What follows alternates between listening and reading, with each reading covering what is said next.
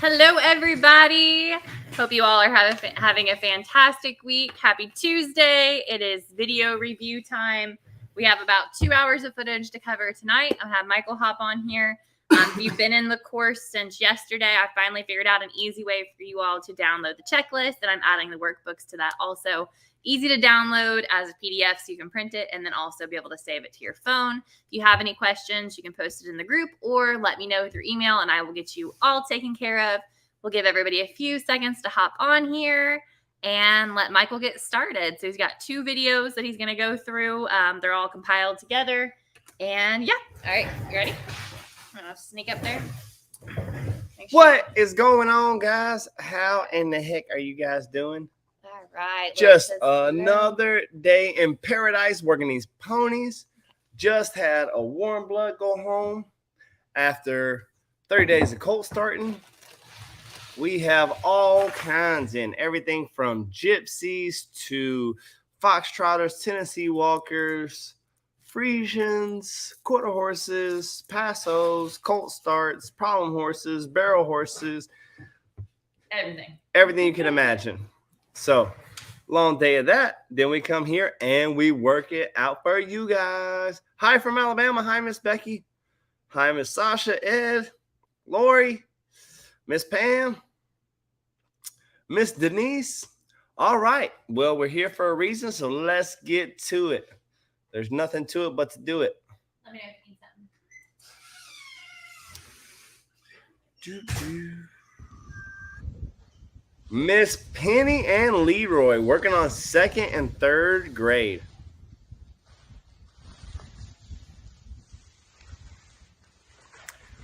Leroy is a big mule. He's a behemoth. A lot of mules don't like their ears touched. Pretty common. Working her way down the side. Notice that she started on one side. She keeps the flag in between her and her animal where it's very clear where to go if he got spooked.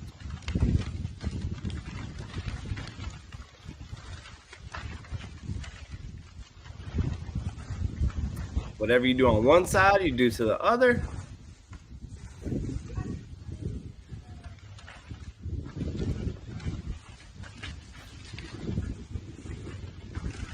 Going over his butt, touching his side. So that's what we want. In the beginning of 2nd grade, we're just trying to freeze them up. We're just trying to get them to relax. Kindergarten and 1st grade, preschool, kindergarten, and 1st grade, we are just establishing how our relationship's going to be. And our relationship is we are the driver, they are the vehicle. We are the mama, they are the baby. We are the drill instructor. They are the cadet. However you want to say it in your head to make sense or make it make sense to you. Any way you cut it, you need to be dictating what's going on. So once we establish how our relationship is going to be by getting them backing up and soft left and right, then and only then should we be desensitizing. You don't want to do this until you back the horse up and get them soft left and right, because if you do, if they're not soft left and right, they can pull you out of position, they can kick you, they can drag the rope, they can drag you. If they don't respect your space from kindergarten, they can run you over, they can shoulder into you, they can push through you. None of these scenarios are good. The thing that gives us so much confidence here desensitizing them is the fact that we know that it is easy to stay in a safe place. Well, we can stay in a safe place because we know that they don't want to run us over because they respect us from kindergarten. And we know that they can't kick us or drag us or pull us because they are soft from 1st grade. So once we establish our relationship, we want to, the first thing we want to train them to do is how to be soft and easy, how to stand still. Their most primal instinct is to run. So the first thing that we want to train them to do is how to stand, how to not move, how to freeze up. And I know you've been taught in a lot of videos and a lot of books, get the feet moving, get the feet moving. I promise you guys, when a car breaks down, it doesn't go. When a horse breaks down, it doesn't whoa. If you get hurt on a horse, the feet are going to be moving. Don't worry about the feet moving. We will get them moving. The first thing we want to train them how to do is how to freeze up, because it goes against what is natural to them. It goes against what is their primal instinct. And let's face it, We don't want them to rely on their natural instincts because their natural instincts aren't in our best interest. Their instincts are they smell something downwind, they want to go. They see something, they want to go. They hear something, they want to go. Another horse goes, they want to go. So we got to get that where that's not their first instinct. Their first instinct is to wait for us and let us guide them.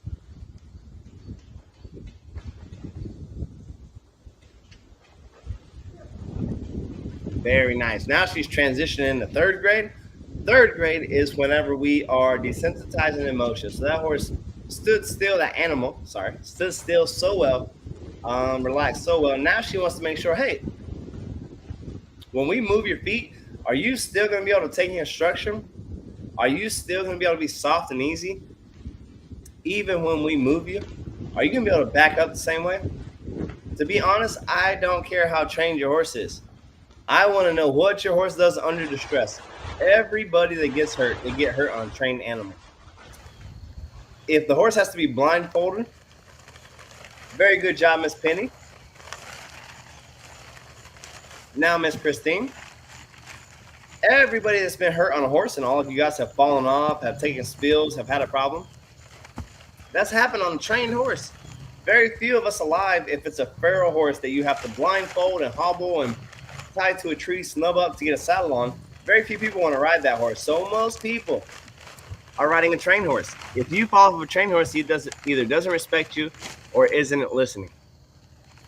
In this scenario here, you see Miss Christine, when that horse is boogering around, there is no release from running off. So then the horse thinks, man, maybe I should just stand still. So watch here. Touches flanks, brings the flag forward. Great job. Doing it to a T.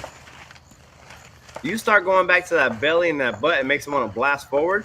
Simply pull on their face and bring the flag forward in front of the drive line. The drive line is right behind the shoulders. So we want to make sure that we have the ability and the wherewithal that if things starting to go wrong, take their butt from them so they can't kick you or drag you, and then bring the scary thing in front of them so they'll shut down. So watch her pull her face, bring the flag forward. There you go. Watch. She's going to pull his face again, bring the tarp forward. There we go. Nice. See that back horse crossing over in the back end? Look how big he is and look how pint-sized Miss Christine is. The horse just doesn't have a chance. Because even though she is pint-sized and he's big, he has control of his head. As long as she can maintain control of his head, it sounds like a question whenever we ask it, honey, will you stand here for this tarp? It's the illusion of choice. It's the same thing. Natural horsemanship is like natural husbandship. Okay? Wives all around the world, my wife included, tells me things like, honey, will you take out the trash? You see how that sounds like a question? It sounds like I have a choice. So I'm like, sure, honey, no problem. If I don't, though, she's going to persist. And she's going to say, honey, will you take out the trash? Honey, will you take out the trash? Honey, will you take... Okay, I'm going to do it. It's the exact same thing as horse training. Look, whenever she spooked that horse, she brought the flag to him. He moved, and she said, will you stand still? Will you stand still? He said, no, I'm going to move. Will you stand still? Will you stand... Boom, he stood still, he got his release. So it's just the illusion of choice. And that illusion of choice is really the revolution of horsemanship. It's really what has changed. The same things that my father would do was exactly the same that his generation would do. He would sack them out, he would tarp them, he would get them calm and quiet. The difference is those guys would tie a horse or hobble, restrict the horse's movement, and then show them, hey, I don't mean you any harm. The only difference that we're doing now with natural horsemanship is we're allowing them the option to move. So they figure out very quickly, even if you have the ability to run, because in his mind, when he started moving his feet, that was the freedom to move. But that freedom didn't get him a release, so he stopped moving. And then when he stopped moving, she was able to show him, see, nothing wrong. See, doesn't hurt. See, no big deal. Which really helps in the process of getting the horses calmer and quieter and more trusting. Because in this horse's mind, he is really going through some mental dilemmas. Her touching his back legs, oh my gosh. Every single mental hurdle that he crosses, he's going to come through on the other side like, whew, that was a close one, but we made it together. A lot of folks, they don't trust the horse until they've been riding the horse for 10 years. because over the course of 10 years, accidentally here and there has been incidents.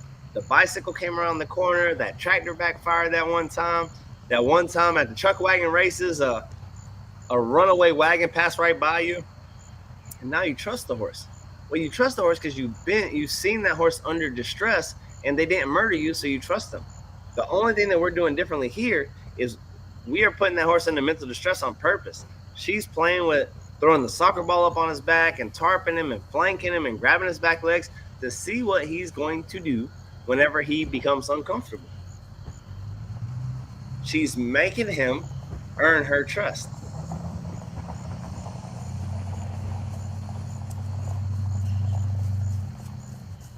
And she's doing a great job, by the way.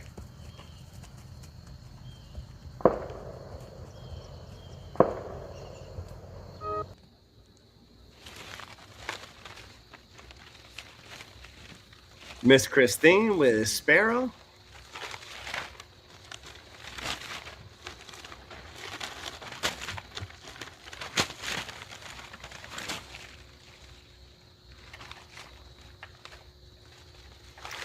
Miss Allison said, okay, I didn't do that. Didn't pull on her face. Would have helped.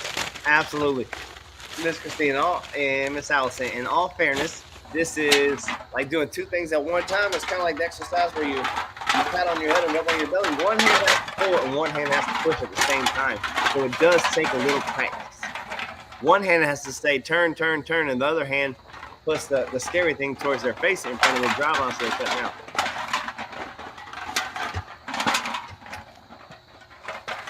Now, I don't know because this is not my office, but look what I found beside the computer. It's a whole bag of kisses. It's like the value pack of kisses. Who eats this many kisses? I guess I will while I'm waiting on you guys.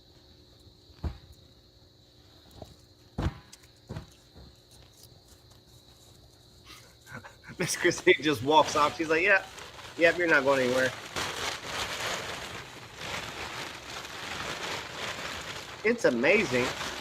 I used to wonder how people ground tie horses, and since I've changed my approach to horsemanship, I don't even try to ground tie horses. They're just so happy that I'm not doing ridiculousness that when I walk away, that they'll just stand there. This is not actually like a trained thing. Now, we know some methods in Liberty that you can do some mark training or things like that to really get them standing still.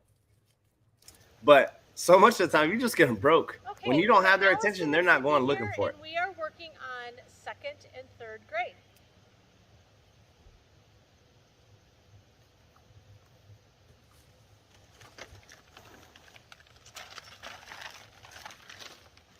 All right, this is Miss Allison.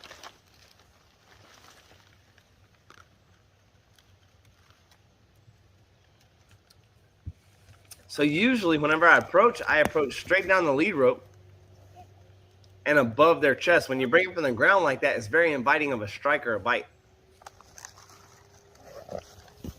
There you go. Step 2, or don't let her drag on you. You don't want to play tug of war with her.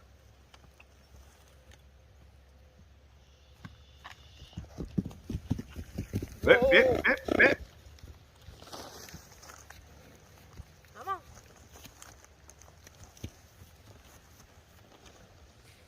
Come on, Sydney.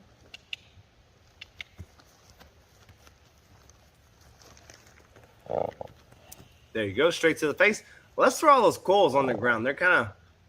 They're worrying me a little bit. Just hold the lead rope in your hand. Throw the excess on the ground so it doesn't tangle up around your hand.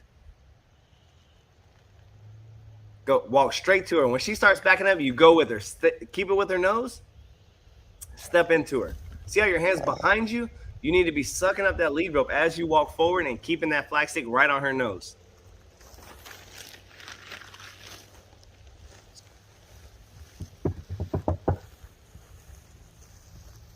So she's walking away with the flag stick, gives the horse more confidence that is scared of him, running away.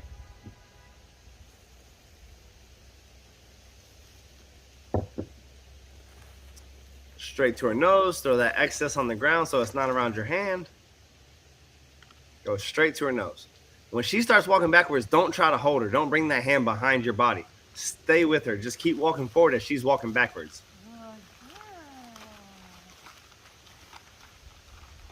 Very nice. When she blasts off here in a second, I want you to bring that flag stick right to her face and pull her into you at the same time. Very nice. Very nice.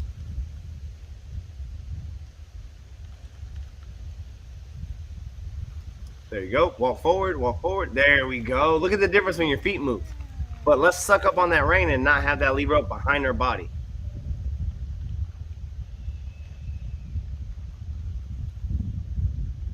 So right there with that belly in the rein, if she spins on you, she'll get her butt to you before you get a hold of her face. So every step you take forward, you need to gather up. You need to gather up on that lead rope.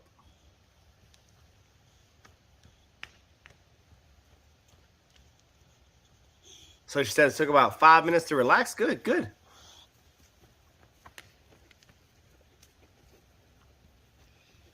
There you go. Nice circle with a tarp on her back.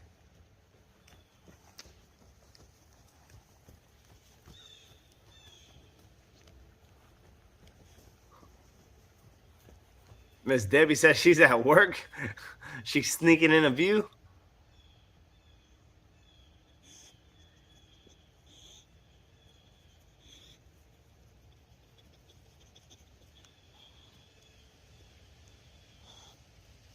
So she's not dropping her head because she's not quite respectful enough. I've tried so hard to follow all the rules, but I didn't tie up her tail. Stop. She said she followed all the rules, but she didn't tie up her tail, and she had a piece of her tail in her hand. It hurts my heart to see a horse's tail all pulled out. Great. That's great. So here we go. I'm going to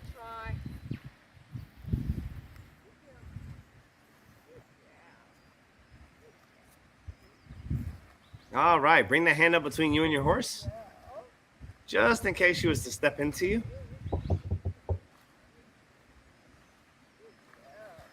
As we go up there, I don't like to see such a belly in the lead. Suck up your hand towards her face, just for the fact that if something was to bother her or touch her in the wrong place or tickle her, if she jumped forward, she can't take a step forward. I've had a horse hop forward on me and put a foot on my chest. So whenever I'm telling you this, I'm telling you like out of a olden voice of experience.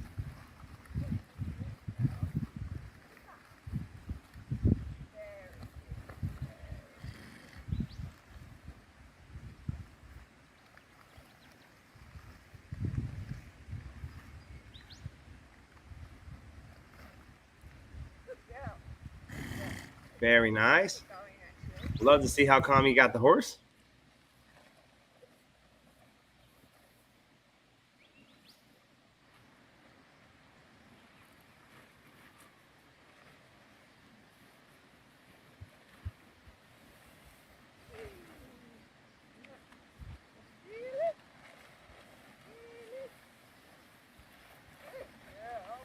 You know the horse is pretty relaxed whenever they're eating when you're trying to desensitize them.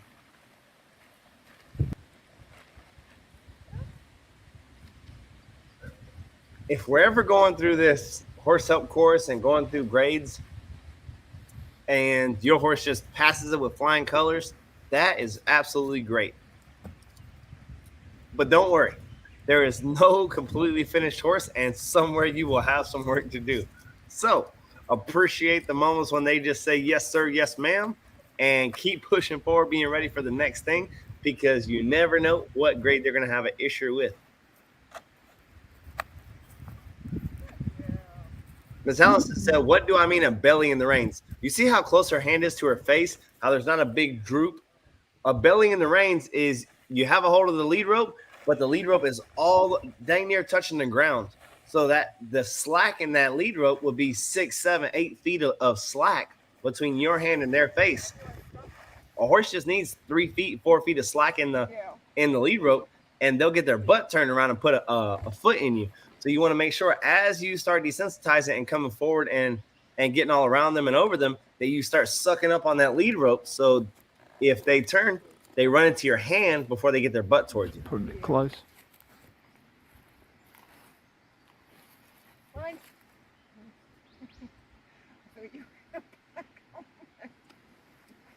All right, so we're mounted up.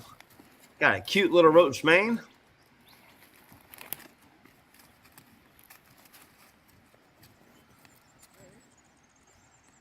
Good girl.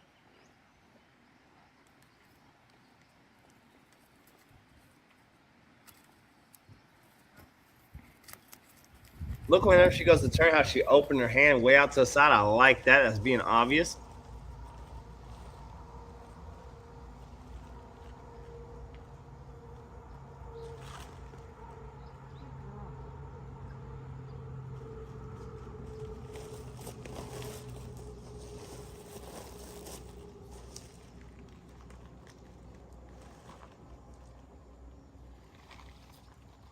Miss Gina said, can a round pin be oval shaped? I guess it'd be an oval pin. Yeah, I don't see why not. If that's what you've got to work with, then that's what you got to work with. If it's too tight of an oval in the edges, you may have a hard time keeping the horse in the canter there. But as far as working groundwork and doing slow work, no problem at all. And if it's a big oval, maybe 60 feet wide, then that won't be a problem at all. My covered arena is 60 by 120, and it's oval. The edges are cut off, so it's more of an oval than a square. And 60 feet wide is no problem at all. I can keep the horses cantering. If it was smaller than that, 50, 40, you may have a little issue with the bigger horses cantering. But absolutely. Very good job. Love the makeshift flap stick. Flag stick.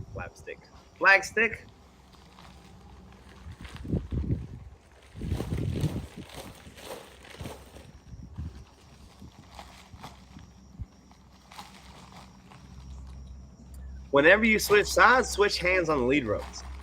Because there, if he steps into you, you don't have a hand free to keep him off of you. And if he pulls on you hard, he's gonna be twisting your body. So I want to have the hand closest to him holding the lead rope and the flag stick in the rear hand. Yeah.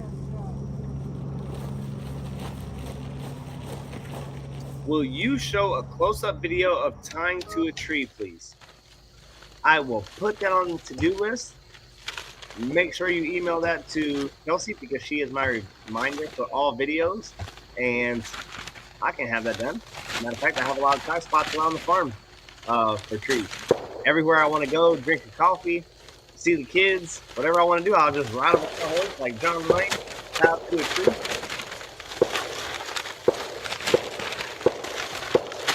Hello, Christine. At it, Miss Christine. Look at you. Every time I see you working a different horse. My mama told me that every horse you work, you learn something new. So I made it my priority to work as many different horses as possible. Look at this can strength she's got. I like that. We're working on a new can bag right now. The dogs tore up our can bag this morning.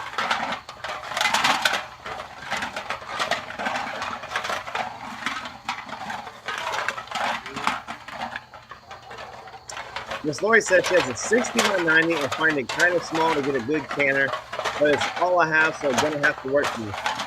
Miss Lori, in all fairness, if you get those horses real plumb, real straight where they're not leaning on you, and they're not pulling on you, 60 by 90 is no problem with canter. We're doing it in 50-foot round pins, and it's the same thing. In that 50-foot round pin, the horses that have a hard time are the horses that are leaning over and aren't balanced. They don't have all 4 feet on them. As soon as we get them soft and easy, it doesn't matter the breed. They canter in 50-foot round pin, no problem. But we got to get them standing up and soft and easy.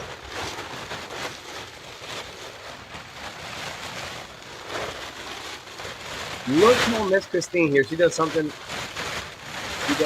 very amazing. But she just treats it like another day at the office. She acts like this is no big deal, and because of this, the horse acts like it's no big deal. Look how nonchalant she's doing everything. That's the key. So many times when people see me work a flag stick or a tarp, they don't understand why the horse is standing still. But when they do it, the horse freaks out. Look how nonchalant she's doing this. She's like, yeah, another day at the office. Since she's treating it like that, the horse is like, oh, okay, I guess we're doing this. There's no hesitation. There's no step back. There's no concern. And if there is any concern, she's hiding it very well. Like my mama told me, you have to fake it till you make it. Third grade, desensitizing emotion. All right, so we've taught the horse how to freeze up. We've taught the horse how to be calm and quiet and stand still, but now we got to get him moving. So what we're looking for at this point, don't be backing up, send her around you. There you go, plant your feet. Use that crop to send your horse forward. Don't back out of her space. By this point, we taught her two simple things.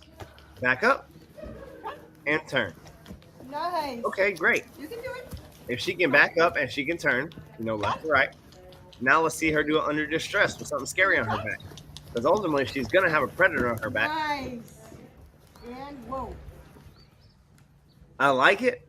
Good control, but I don't want to see you walking backwards. Plant your feet and push the horse.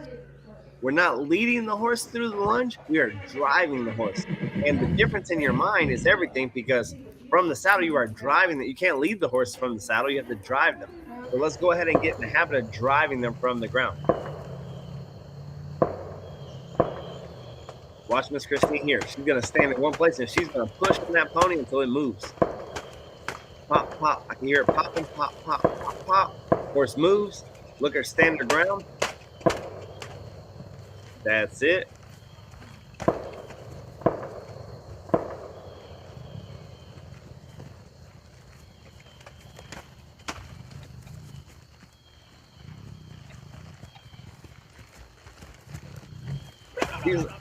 That's it. She's like a little banny hen. It doesn't matter how big the dog is. She says, I'm not taking a step backwards. I will chase you. That's what we want to see. So she's saying, when reviewing, I realized my body position needs to be more behind the drive line. That is correct.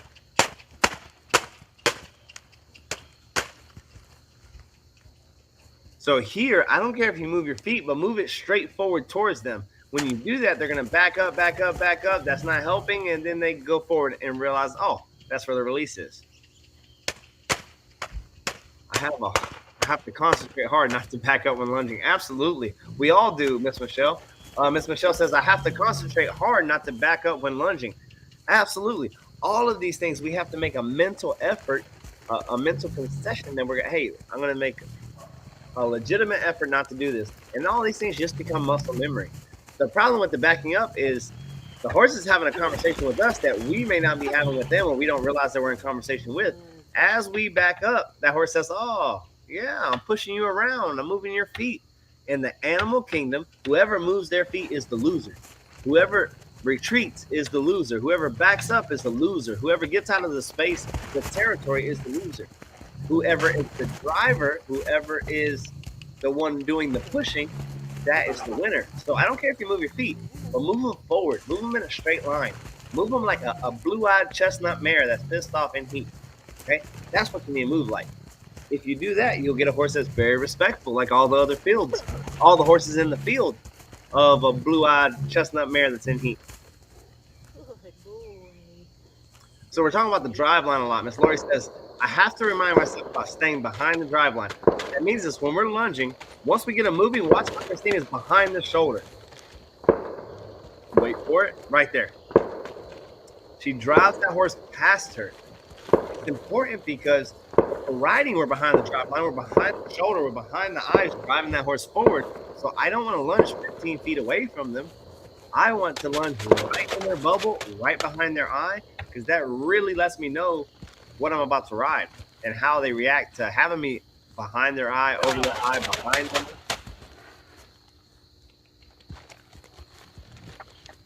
Say it however you say it. Prey animals don't like things behind them. And riding a horse, you are behind them. Oh, now I'm on their back. Okay, their eyes and ears are on their head and you're behind that. So imagine if you looked over your shoulder and you saw somebody sitting on your back that you didn't invite to get there. You might not have the best reaction to that. So what we're trying to do is do everything in our power to prepare our horses for that moment, for us to be on their back, for us to be driving them forward and commanding them from there. But we got to give them off the piece first. So every now and then she's just making noise and being ridiculous. I love it. One of the worst things that great horsemen do is they're great horsemen all the time. What I mean by that is if you ride a horse great all the time, you're always balanced. You're always quiet. You're always in the right position. You're always doing everything. Well, then when somebody rides behind you and rides your horse, if they get unbalanced, if they get uncomfortable, if they lean off the side, if they grab the wrong place with the legs, if they grab the reins wrong, the horse doesn't know how to accept that and usually falls apart. So it's important that we just have ridiculous around our kids. Treat them like a little kid. You can't, yes, that's just it. Be ridiculous so your horse will say, okay. We had a warm blood that just left today, and the owner couldn't fathom that how ridiculous we were being, and she was just okay with it. 30 days starting under saddle, and she was a ranch horse. She was broke. We took her in the Thunderdome, turned the radio up, blared the radio, went through the tarps, drug tarps, swung a flag off of her, threw a can bag, walk trot cantered out in the open. She was just broke, but that's how her month has gone. If you treat a horse careful, you're creating a horse you'll always have to be careful around.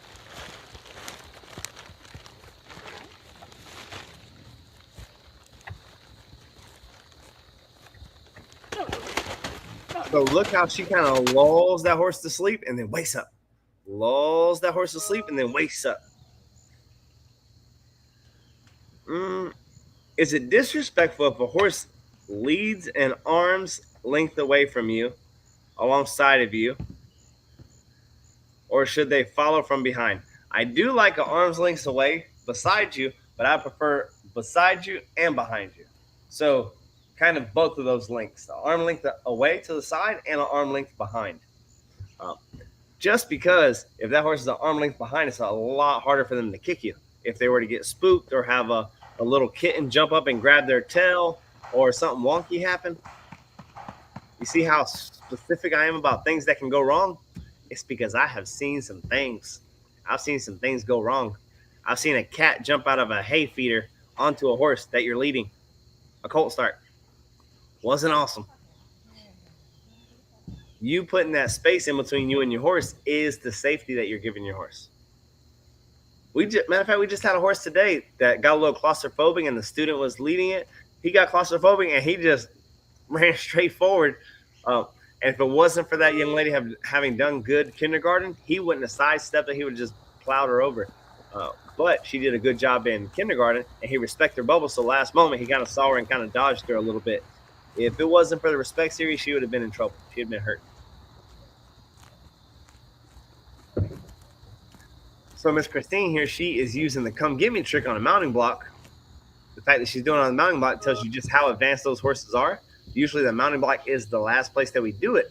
The reason being, when you call them over to you, if they get too uncomfortable, they can bump into you or they can run away from you. In both of those cases, you have to release the pressure because you're on a little dainty mounting block.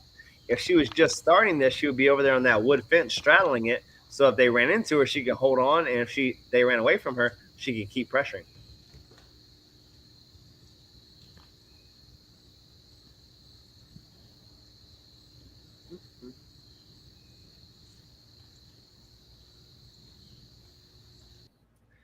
I have a hard time getting my horse to go around me without getting too close around me, but some extra space would be nice. That lead hand that you're leading off, make sure that it comes in between his face and your face, in between. So send him off this way, and then bring that hand between you and them. And she is, the hot type, and so it's really stretching me in my area of training, learning how to work these exercises over with the 3 different horses. It's amazing the difference when I get on them. They're just like so stiff, but Cheyenne's never been through the program. Fezzik's been through some of it, and Gracie has been through all of it, and she's just doing a review, and I'm going to do grades 5, 6, and 7 with her right now. Again, she's just in a review. All right, so Miss Lori is working her pony. Oh, sorry. Start with the first one. It's flexing at a standstill. Nice. As you can see, so she's going to 5th grade right here. 2 fingers. 2 fingers. Very nice. See my jeans. I can just sort of. That's the softness that we want. Your steering wheel should never be stiffer than your vehicle steering wheel. Your vehicle doesn't have a mind of its own. So if Okay, you're a now we're gonna go 1,200 ahead and pound get animal, it's stopping, and stiffer to again, turn than your steering she'll wheel pretty much stop at a as soon as I go standstill. leaning When you back, get to going fast, you're not going to turn them. Try it anyway. Just as a review. Okay,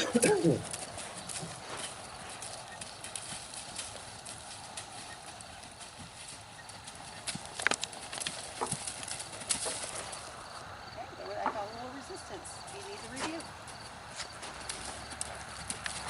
So she's working on her stop now.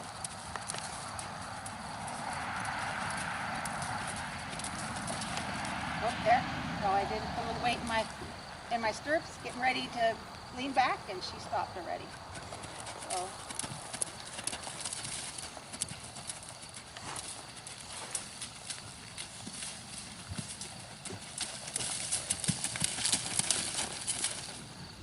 So basically, she's just sitting back, and that horse is just shutting down and stopping. It amazes me every day that I go out to work how well the horses are stopping these days. I just sent a warm blood back today, and we never stopped her. We never pulled on her face. We just did such great speed transitions that whenever we stopped pressing the gas pedal, she was just shutting down. So you would tell her to trot and click to her, she trots. Whenever you would ask her to canter and kiss, she would canter. The second you would stop gassing her, she would stop down like she was a little ranch pony. Now she just did a spiral. She's backing that horse up crooked. Look how that horse's nose is coming inward. That is what we like to see. This is my favorite softening exercise of all the exercises of all the places I've been. Backing a horse up crooked is the easiest way to break resistance and get them softer and easier.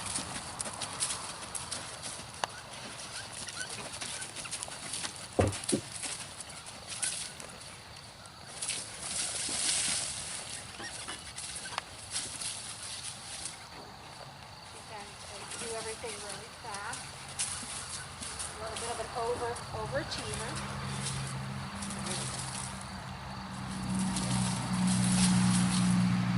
Miss Lori has grown so much in her horsemanship over the past couple of years. It is really impressive to see the leaps and bounds that she's made in her education and what she's able to do with the horse. So let's try that. How quiet her horses are, how balanced she looks on a horse. Really, really impressive. How her horses are responding to her. Big kudos to Miss Lori. Just pulsating. There. Got the idea. Okay, pulsating.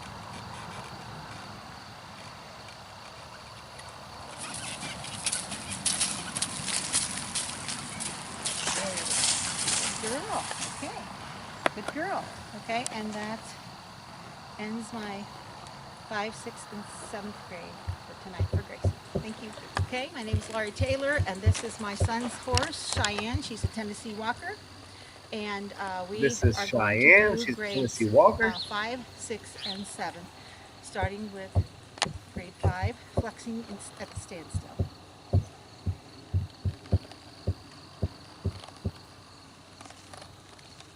So look at the consistency from one horse to the next. My father used to tell me, a good horse, anybody can get a good horse. The mark of a true trainer is a trainer who leaves their mark on the horse. You get them 100 horses and 100 horses look the same. And there was just something, that consistency is man or woman made. So he was absolutely right. Anybody can get a freak athlete and G and haul with them where it works, so they can win a class or a competition. But the mark of a good trainer is a person who can work horse after horse, breed after breed, personality after personality, and get the same results. And look how similar. It looked like she just took her Palomino and dipped it in black. The same style flexing, the same softness. I don't have to do too much. She doesn't really bump into it because as soon as I sit back, she tends to put her head up. So she gets soft because she was taught to stop off the seat. Although she wasn't taught that for a while, so she doesn't stop right away if I don't use.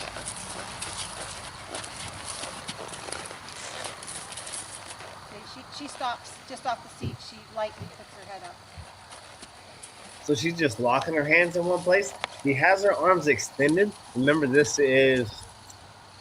still in the respect series, and we're still saying, hey, I don't know this horse. I want to see what they're capable of. The reason her arms are extended whenever she stops is if that horse was to pig root or was to throw its head or try to run through the bridle, I don't she would feel have to any, when I pull her lay whole back body out of the saddle to and let get my her body hands back, away even if from my it. hands are short. Whenever we If I are lay back, stopping and we're her pulling head our gets arms back soft and whenever using I our lay back. arms I from don't the feel shoulder her down, bump well, then that horse can because just pig she root and pull feels our my hands seat from us, and she and we don't puts want her to see head that up. happening.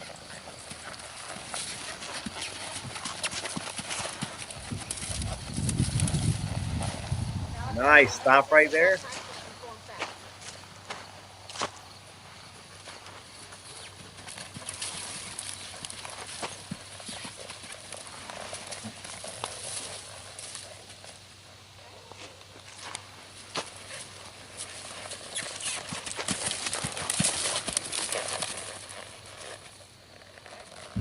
All right, if there's anything there that I can work on, that's,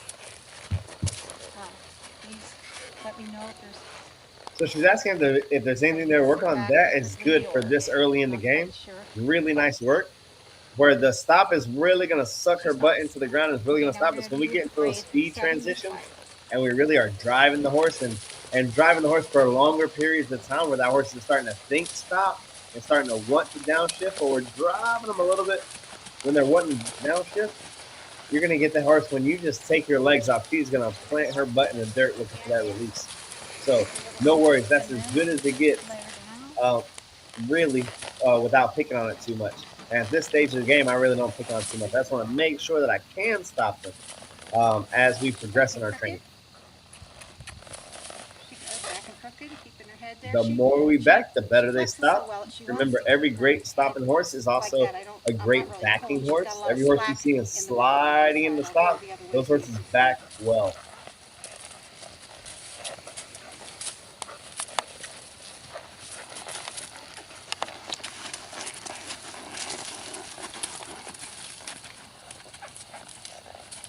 Putting my hand behind me. And then, oops. I still can't see you guys.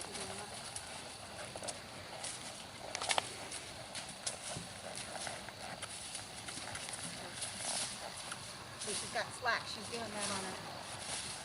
They said y'all are looking like academy students. They absolutely are. Kicking butt and working it to the T, like every little detail. That's what I'm talking about.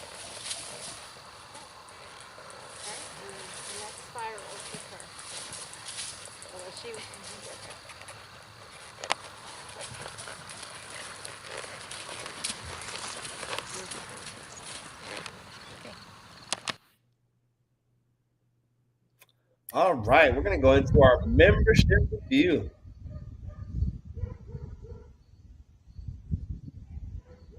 Looks like we're working on the come get me trick. So you see how she's straddling the fence?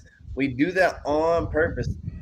The reason we do that is so that if that mule pulls on us, we can stay balanced, stay confident, and not release. We can keep clicking, we can keep kissing, keep bothering until they do the thing that we want.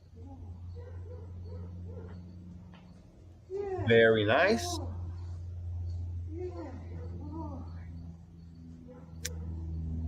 I think my videos got missed last week, and this week we have a whole nother group of videos.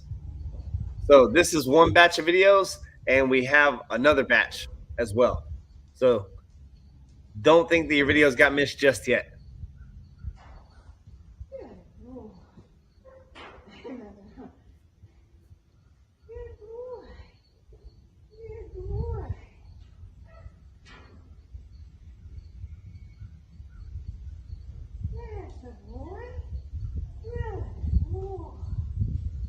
Good job, Miss Penny.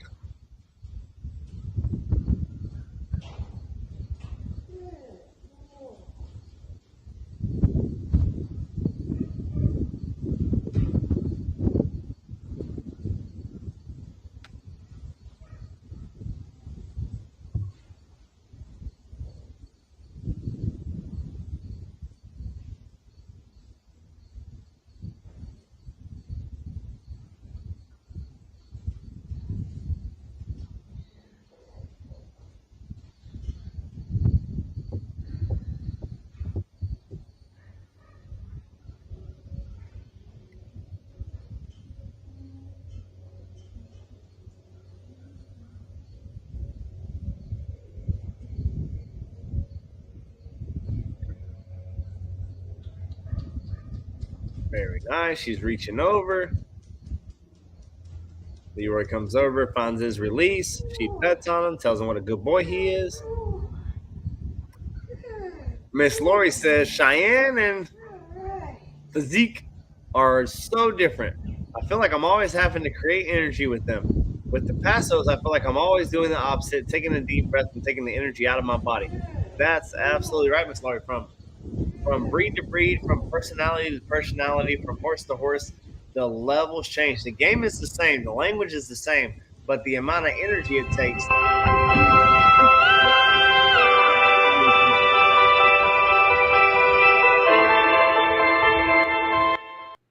And your ability to change from one horse to the next is really the ability to be able to fix that and go from horse to horse and get the same results. Think about this. Whenever you are very nice work. So she's pushing the hips around. Look at that. All right, guys. So this is like close to the end of finishing your horse up on finesse work. When you start driving those hips around without turning their head, without tripping them up, just with your leg. And what you're preparing for is flying lead changes. So now she's going to work on a half pass. And she is pushing that hip over. So you see how he's three tracking? You can see the leg, the front right leg, the front left leg, and the back right leg are in a line. Very nice. Good three tracking. Very nice, Miss Robin. That was impressive. Whoa, black screen.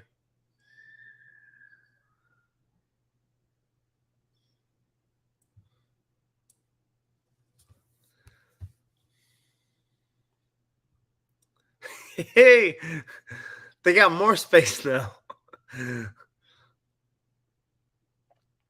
People are going to think that you just have crop circles in your yard. There's a circle here, a circle there, an oval here, an oval there. All right, what are we working on now? We are serpentining.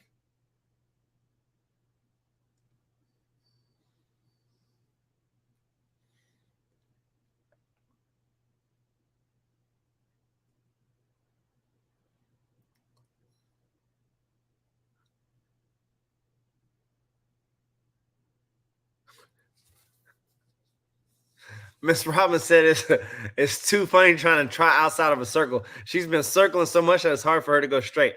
All right, I'm going to tell you something. It's a lot easier if you physically look at something, if you intentionally look at one tree, one limb, that power pole, that cone. It makes it a lot easier to go straight now. And you make sure there's two reins and two legs on your horse when you're looking at it. If they start veering, you keep your hands and your legs here until they get back in between your hands. And that's how you're going to go from a circle to a beautiful straight line. For a long time, I have folks telling me, oh, your horses, they go so straight. And I'm thinking, they're supposed to, aren't they? Well, the reason I got them so straight is because I did so many circles, and they were so good at circling that when I went straight, they were like, oh, thank God. All right, working on our canter. Nice.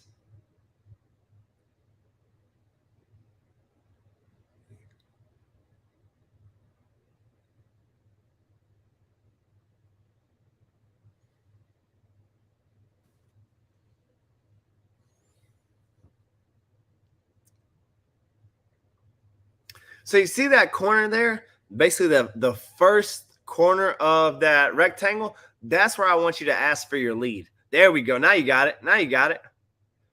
There you go. Driver from there. So if you wait to the first corner of your rectangle to drive the horse off, they're usually going to pick up their proper lead, and it allows you to hang out there. What I like is when she picked up the wrong lead, you just stayed focused. The job is to canter and go where you want to go. Vast majority of times, everything fixes itself. Nice. So from there, use the whole field. Now that you have her on the proper lead, use the whole field. There we go. Drive, drive, drive, drive. Nose stays to the inside. Break it down to a trot. Really nice.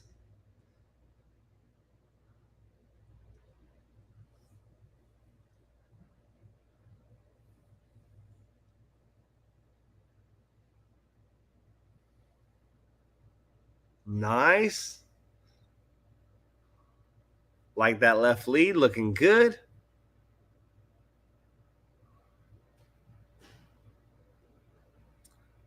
So when you go in a straight line, think about leg yielding outward. Think about keeping that bend to the left. Even if you're going right, even if you're pushing them to the right rail, try to keep that nose bent like that. So that horse is always thinking, okay, I'm bent to the left. I need to be on my left lead.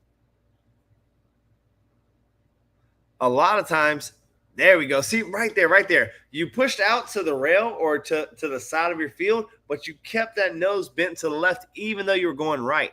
If you can do that, that really helps the horses stay in the proper lead. Same thing when you're going the other direction. When you go to the right, go down to that far corner, to that first corner, ask for the canter there. There's nowhere else to go except for right, so she's probably going to pick up the right lead. Once you get it, don't let her take her nose back left. Keep it to the right when you're on your right lead. Right here, you're doing a great job, but look how often that horse's nose is tipped to the left. Dang near the whole time. Look at the video whenever you're going right. A lot of the times, it's taking its nose away from you. You want that nose and hip pointing the direction you want. But before we start picking on the hip, we gotta pick on the nose. Very nice job. I love the more space for you to work because you're at that level. Miss Wendy says she is working on departures. Nice. Look who's cantering like a cowgirl. Look at that. Would you just look at that? How freeing is it just to be out in the open, just gone somewhere? Look at that. She's just out in the meadow like a little girl on her pony. Yeah, Fireball. Yeah. Very nice work.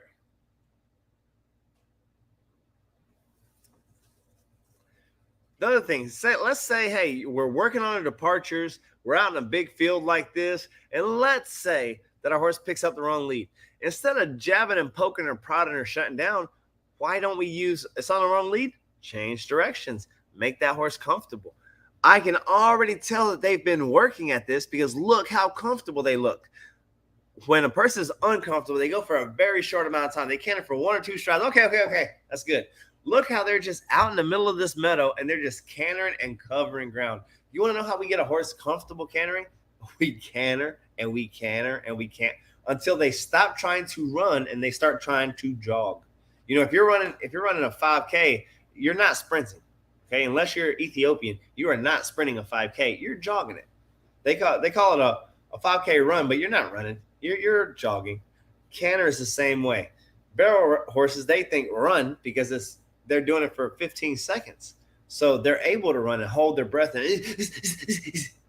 whenever you get that horse out in that meadow and you can just canter circles and you believe in your steering wheel, you can canter long enough that they can't hold their breath. They have to just relax and start trying to work as economical as possible because they don't know how long they're going to be cantering. Very good job. Huge improvement. I mean, just night and day difference there. So great job, Miss Wendy.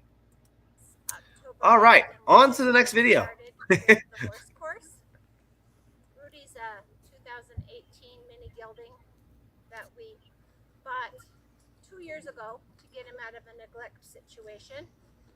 A rescue pony? Got him gentled real nice so that we can address his.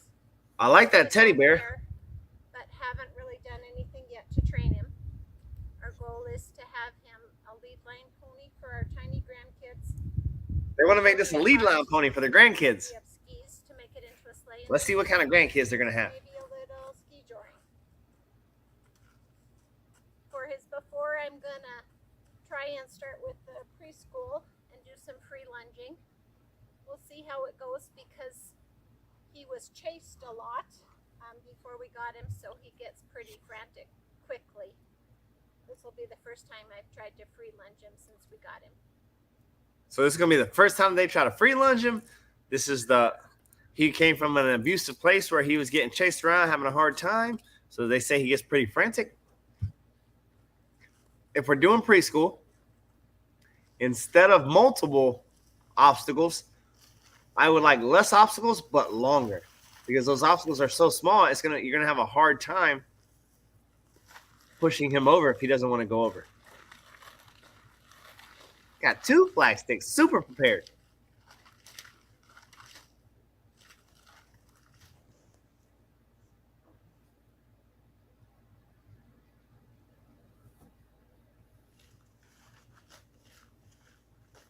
Good job.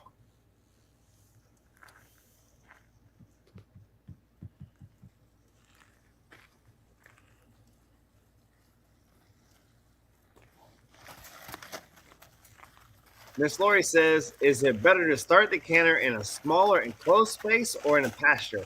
Our arena is 60 by 90. Our field is about an acre. It's square.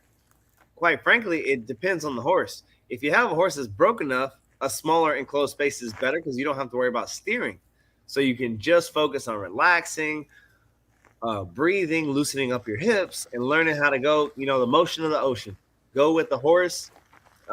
Not get too frantic, not get too fast, not be too worried. But if you have a horse that does not know how to canter and you're in a small space, it might be hard for them. They might have to cover more ground, but it takes more try from the person because they got to believe that they can control it out in the open. So if I have my way, everybody should start by cantering in a round pen, just because that's the easiest place to learn where you don't have to steer. But not everybody has a horse that can canter well in a round pen. So it's kind of a horse by horse scenario, person by person scenario.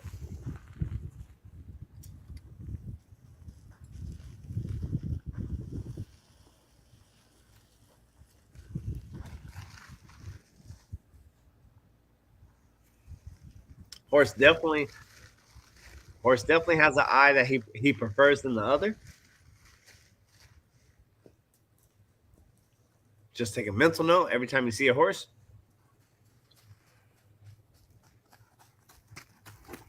He's a cute little bugger. I think he's built like a block, like a cinder block. Yeah. We'll work on more preschool later. My round pen is so big, I made the obstacles too easy for him to come around. So she's saying what I was saying just a second ago is big round pen, put him on a lunge small obstacles makes it difficult. That's why our obstacles are so big and so crazy. In our Thunderdome, it makes it where there's nowhere else to go. And the thing about giving them nowhere else to go, they come to realize real quick that it's not hurting them. And that's the whole idea. But as long as they can avoid it and evade it and get away from it, they start thinking. Jill with Mercy, working on kindergarten, first grade. By evading it. All right, so we're going to be working on some kindergarten. I may have played these 2 videos. That's why I haven't seen put a horse trainer in charge of technology. I may have played these videos in reverse order, but it'll be the same information.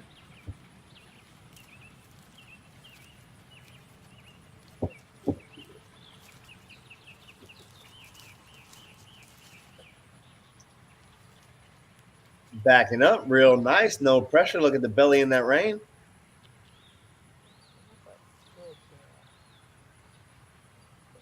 Miss Penny says, what's a good size for a round pen? Probably 50 feet is about perfect for a little bit of everything.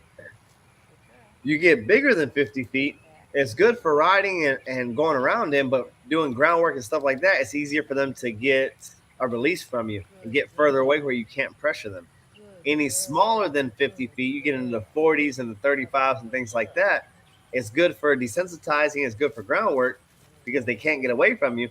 But it's very difficult, especially for the size horses that you like, to be able to canter in that small of an area. So 50 foot is like on the money. Good for starting, good for desensitizing and groundwork, but also big enough where you can canter them around. I have a 50-foot round pen, my Thunderdome that you guys see, and I canter draft horses, I canter warm bloods, I canter quarter horses.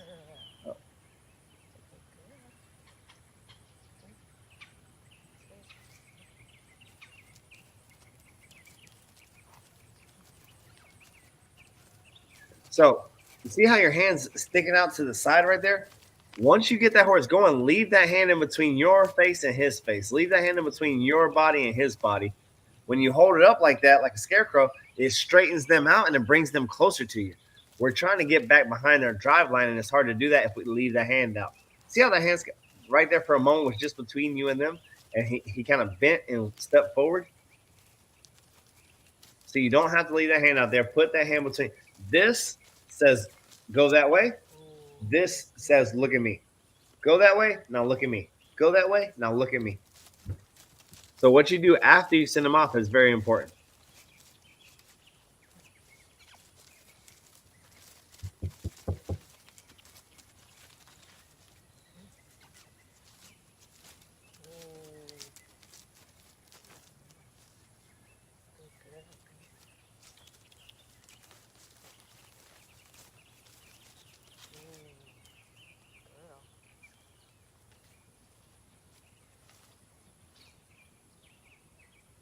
All right, we're doing a little flexing. I like it.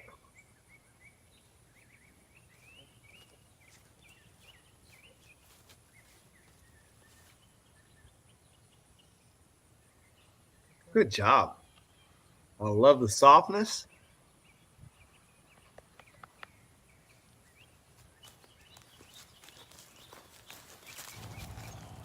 This is Lena and Diesel working on kindergarten. Lena and Diesel. She's got the step around real nice. I like the abruptness.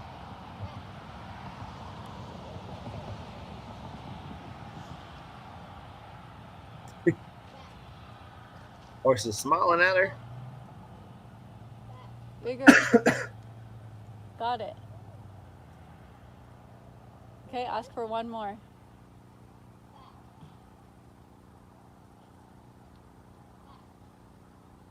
Bigger. Got it.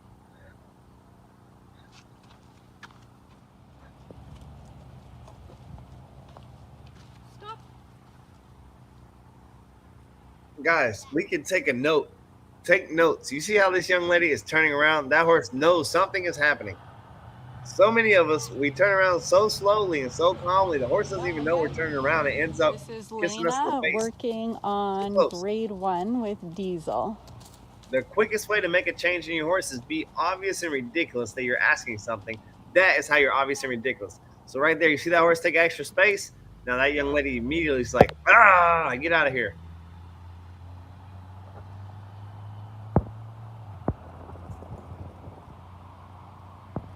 If that little lady could pin her ears, she would. Move. She's got a great mean face.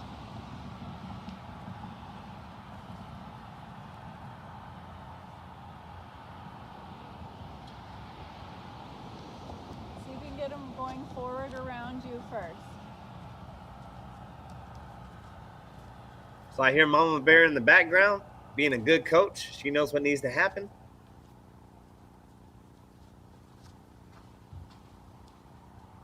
So we kind of want to pop on that side and kind of put our hand up in that horse's face where the only option is forward.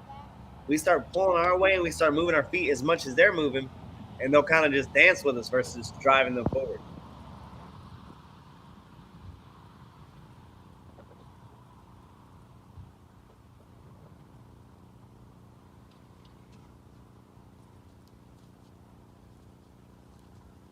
There we go. That's what I want to see. You see her standing still now and that horse driving forward? Much better, much better. You see those forward steps out of the horse? That's what we want to see. Good. Hi, my name is Laurie Taylor. Good job, little lady. I am taking Fezzik through. I did not get to do, I didn't get to take him through the kindergarten stuff, so I'm just going to go K all the way through 6th grade with him. And then the other 2 horses that I have, I will just take them through the last 3 grades that we're working. He is my husband's horse, and he Uh-oh. is, Miss Laurie's working her husband's horse. Rocky Mountain. We'll see what kind of insurance she has on her husband. If he works good, starting with Not kindergarten. good insurance. Works bad. Like, oh, somebody's got a good policy. There you go, Miss Lori.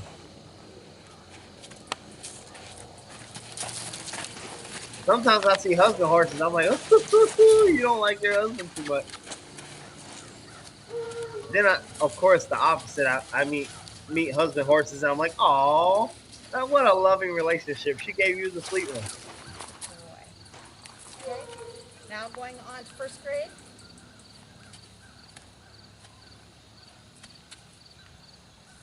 Now that I'm thinking about it, you can tell a lot about a marriage by what kind of horse the wife picks for the husband. We should probably have like a Dr. Phil show on it. Please. That looks like a nice horse. Lori loves her husband. I have tried to back up some husband horses that all I said was back, and they tried to fight and strike me in the face. I was like, oh my God. Why don't you just put a booby trap in your house? You don't have to get a horse.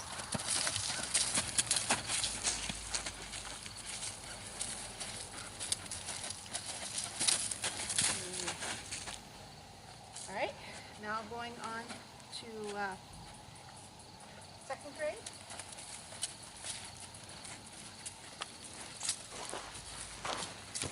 All right, we're moving to second grade. Horse is backed up good. Soft and easy left and right.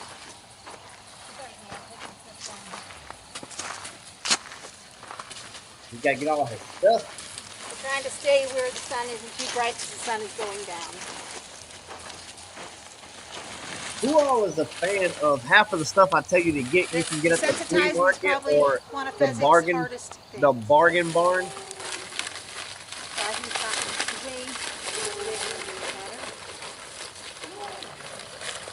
I just couldn't bring myself to come up with a magic stick to say this is the only stick that works, or this is the only target flag that works. Most of this stuff I got out of the trash. Somebody was going to throw it away. I was like, yeah, it looks scary. Let me use that. And then when people started asking me early in my career, what do I need to train my horse? Well, halter, lead rope, and some trash out of the bin. Now we'll do the tarp next. It still freaks people out when they come to my booth at a clinic and all there is halters, lead ropes, and reins for sale. Very good job, folks. Are you guys starting to notice a pattern? When you see Miss Lori, when you see Miss Penny, when you see Miss Christine, you see Miss Barb, they're able to go from horse to horse to horse. Different breeds, different creeds, different colors, different sizes, and get the exact same result. That's not by accident. That's because they put pressure on themselves to learn the language of the horse, and the language of the horse is universal. If you just learn the language of the horse one time, you can go anywhere in the world and speak to the horse. Like Dr. Doolittle. But you gotta put a little pressure on yourself, and you gotta practice and go do the reps. And once you figure it out, I mean, you're just seeing person after person after person on here who is taking you through multiple horses of different breeds, and different sizes, and different levels of training, and getting the exact same result.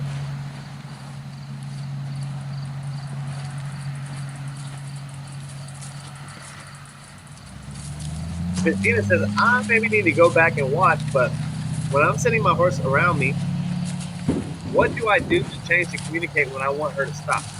All you got to do to communicate to stop is pull her face until she disengages her hindquarters and take a step back. And what she's going to do is she's going to disengage and she's going to look at you.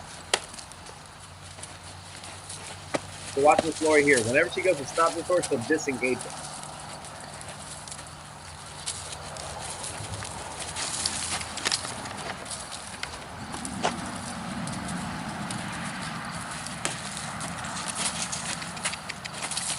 Stopping is all about taking the motor away from the horse and the motor being that back end.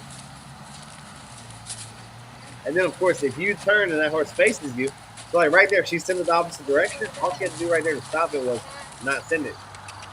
Just pull the hindquarters away from it, take its butt away from it, and stop driving. And if you do that and the horse comes in your direction, just put a hand up or just back them up. Very quickly, anytime they're face to face with you, they're not going to want to come forward.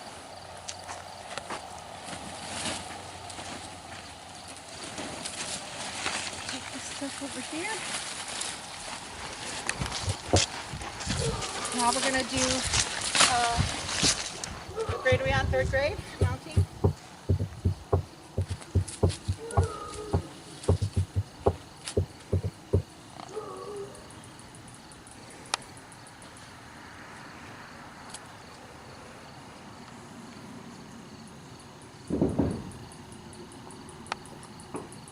You guys are troopers.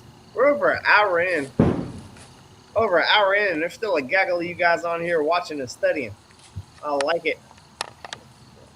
I can always tell which of my students at the academy are going to make it and be successful going forward, be successful running their own business by who is watching the clock to see when they get off and who spends that extra hour, who spends that extra time, who gets those extra reps. Who, when I say, hey, you can work that horse over there if you want to, you can work my horse if you want to. The person who takes every single opportunity to work one more horse, and get one more rep, and do a little bit more practice, all those folks have been successful. Every single one of them that have left there has been successful.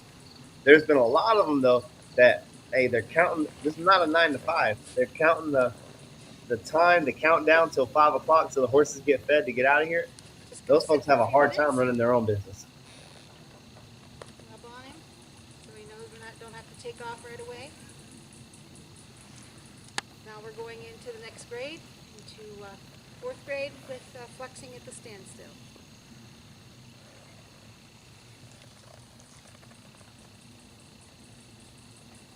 Miss Lori says, I pretty much learned something from each and every one working their horses.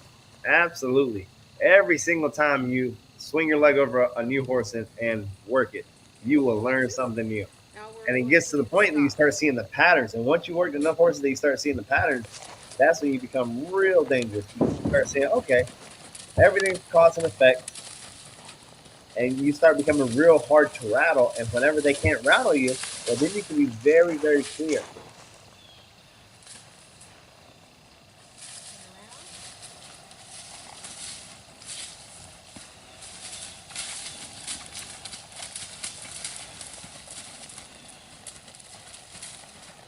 Miss Barb said, I love learning from watching others. Sadly, tomorrow I start my second shift and we'll have to watch everything on replay. Don't worry, Miss Barb. I learned stuff off of videos that are 15, 20 years old. I learned a lot about natural horsemanship watching Ray Hunt and Tom Dorn's videos that were in black and white.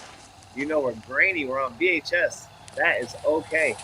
Good horsemanship is good horsemanship, and it will stand the sands of time. So whether it's replay today, tomorrow, or next year, it's going to be the same stuff.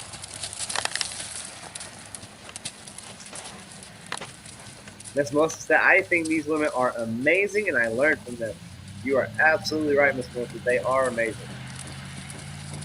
The work works when you put in the work, and these ladies are putting in the work. And it shows. Now we're going to work on grade 6, the Spartans.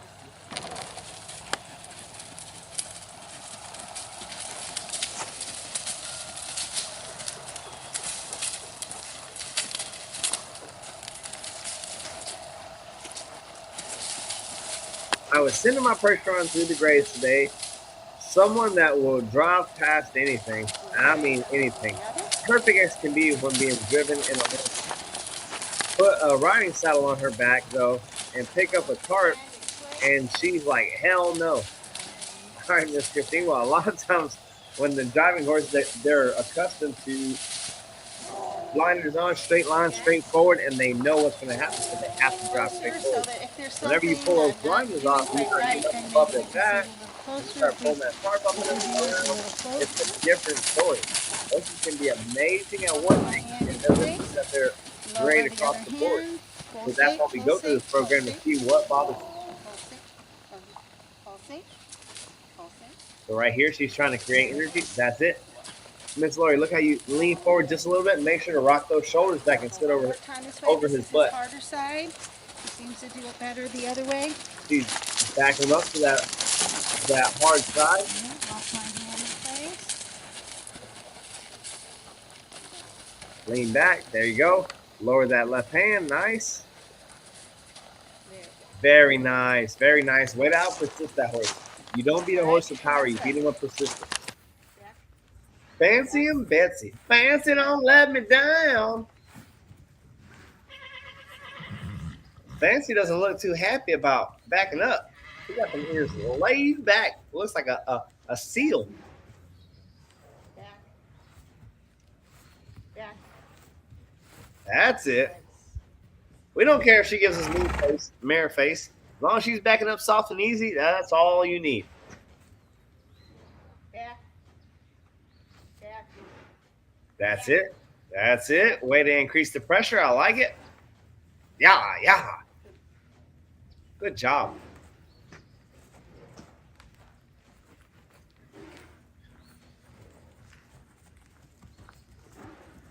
That horse is like, I'll do it, but I don't have to like it.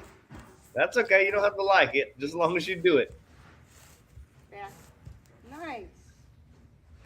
So it never bothers me anymore if a mare makes a mare face or switching the tail or doing this or doing that. As long as they are treating me right and doing what I ask of them. Mare pinning her ears never hurt nobody. Switching the tail never hurt nobody. That horse reacting and taking you, that's a problem.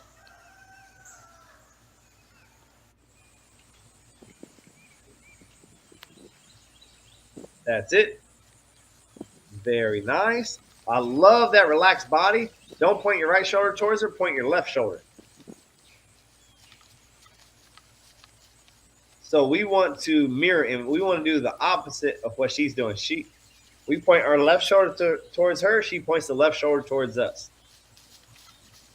So there we go. That's what I want to see. You see the difference there? That's it. She's showing you her right shoulder because you're showing her your right shoulder. I like it. Much better. When you shoulder your chest, automatically she showed you her chest. That's what we want to see. We're hopping on. We're going to get a little stand, a little flex.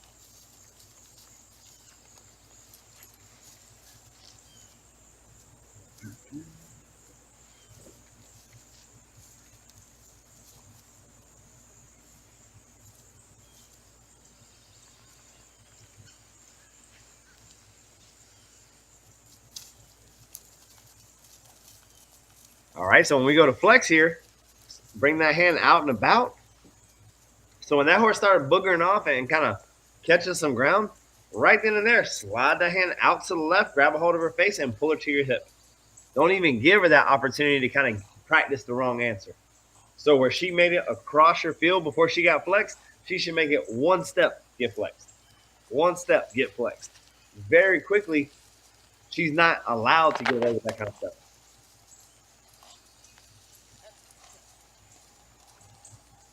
There we go. Like that. Just like that. Just a little bit better timing. Just the second you feel her gassing off, go ahead and turn that steering wheel all the way to the left. Turn that steering wheel all the way to the right, and you'll really shut down forward. And then in the meantime, let her go.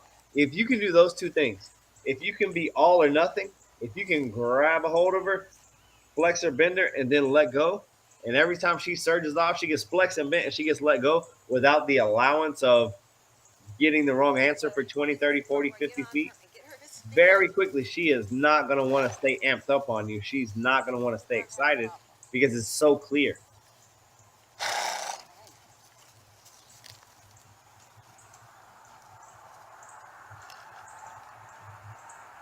There we go. There we go. And release. And grab it again. That's it. That's it. Moving the butt. Nice. Slide around. That's it. Nice. Nice.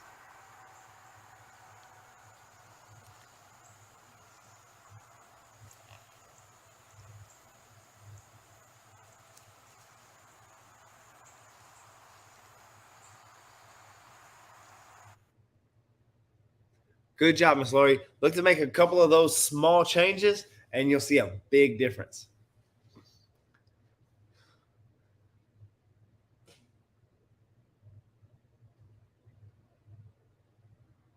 Got a Mustang.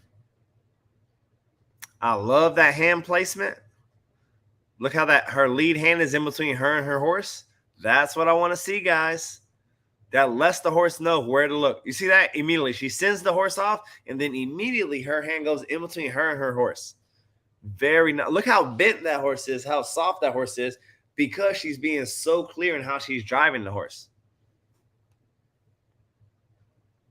Dropping the head.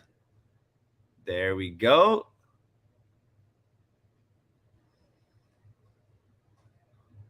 Now we're going to do a little desensitizing. Overhanded, doubled up. I love it. Over the back, over the butt. Front legs. Back legs. Good job, little lady. Very nice work. Doing it like a seasoned pro. So if you go under first, it'll bring it back to you a lot better. But still, good work. And the reason that matters, when you get a rank one, your horse is looking pretty calm and quiet. But if you get a kicker, you don't really want to reach up under those flanks because they might give you a hoof sandwich.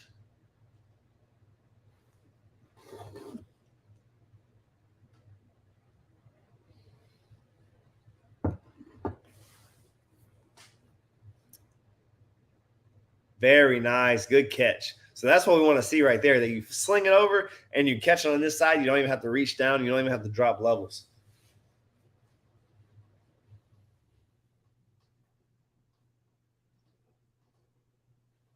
Picking our flag stick up.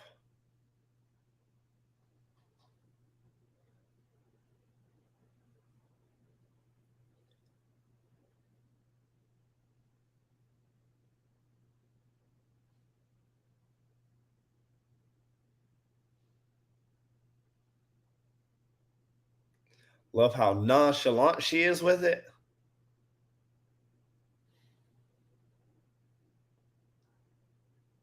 So you got to remember, guys, a horse's first language is body language. You put 20 horses in a round pen and you won't hear a peep. It's the flick of an ear. It's the raise of a head. It's the pick up of some shoulders. A lot of times outside of some squealing or stuff, whenever they make noise and they neigh for a horse or they yep, those are long distance calls. They're calling for horses that they can't see. Then the other horse calls back. Then they know which direction to go, and then they start following the sound. So that's a long distance call. Horses that are up close, they're quiet. They communicate with body language. So your body language is so important. So whenever I praise these women, praise these ladies for, hey, doing it nonchalantly, relaxing their body, making sure that they're just treating it like a Tuesday, it's because those ladies are gonna see results. Because no matter how sketchy the thing is that they're doing, they're treating the horse like, hey, we expect you to do this. This is just another Tuesday. Exact same horse. Exact same horse with the tarp. That's just what we want to see.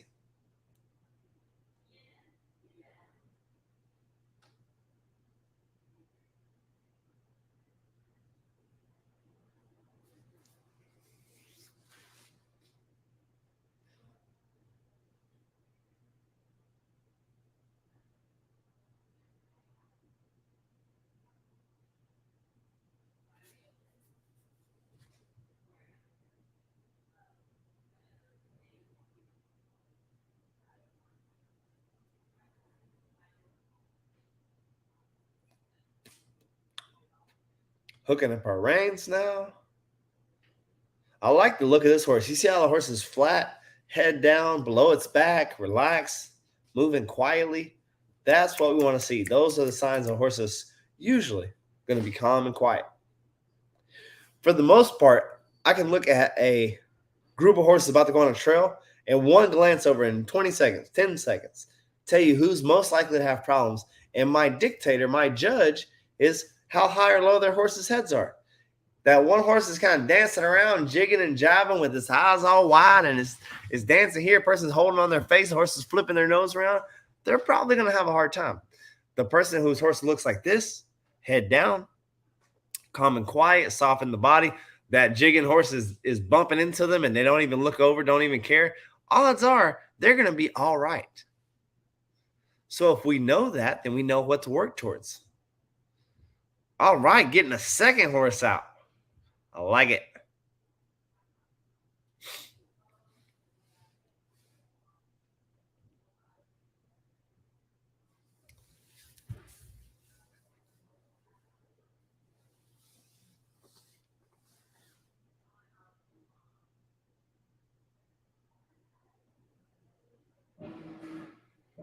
Sending that horse around there.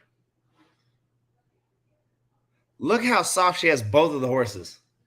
This horse looks Arabian, and the other horse looked like a Mustang, and they're giving her the exact same result. One's tall and lanky, one's shorter and stocky.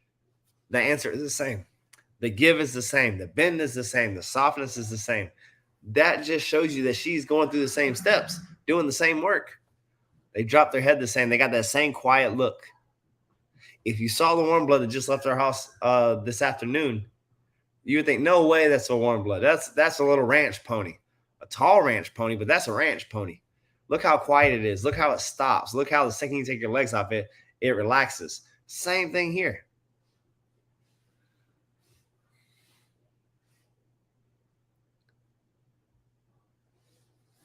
That's probably my favorite thing about doing clinics in the style that we do is you get to see 10 different horses that I don't know, and they all come out the same way.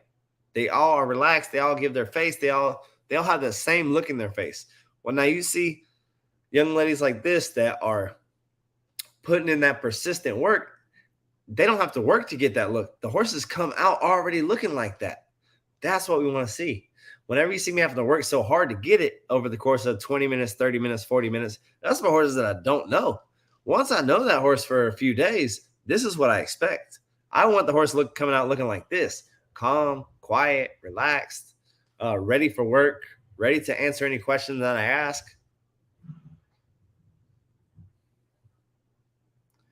Very nice catch.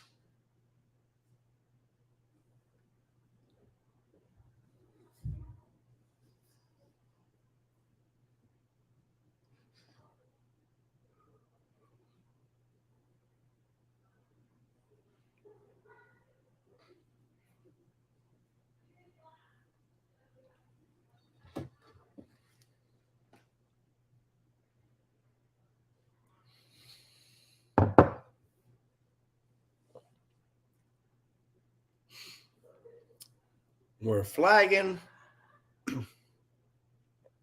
Look how she's sucked up on the rein, up the lead rope. So that way, if that horse hops forward, it can't kick her. It's going to run into her body weight on the horse's face before the hip passes her. So the horse is either going to do one of two things. Either give and move the hip away or pull her out of harm's way. This is somebody that's really studied and paying attention to each and every step, and not just each and every step or each and every grade, but the details in every grade. Look how even crossing over to the other eye, she has that horse's head bent her way.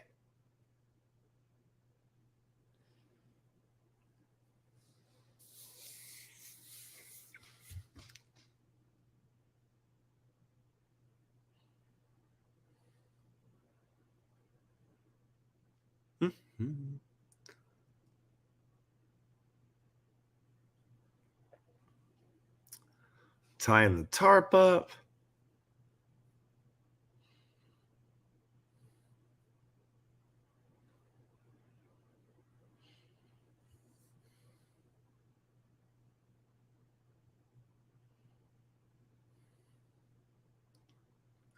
Miss Michelle said she got her reins in the mail today. Super excited to get started on 5th grade. Very nice.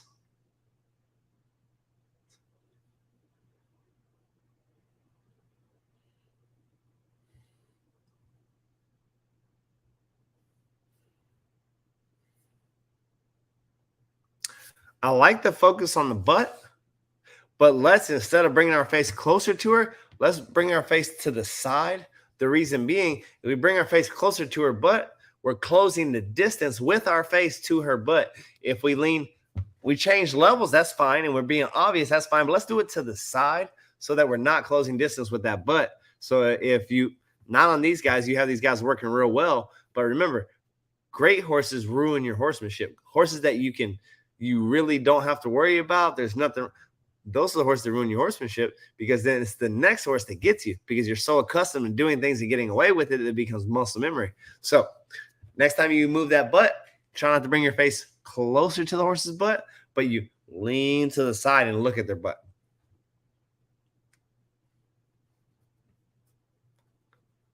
Activating that other eye, standing up, very nice.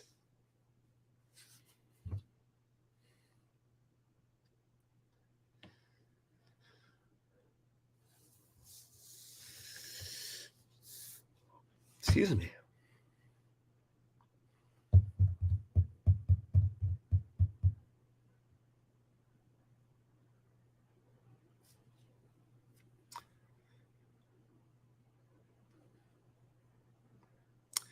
Very nice job all the way through 4th grade.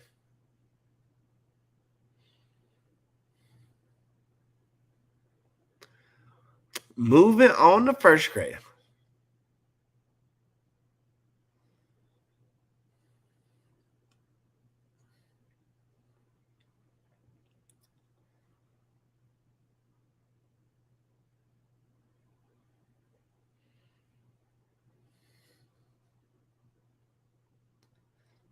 Getting the horses backing up.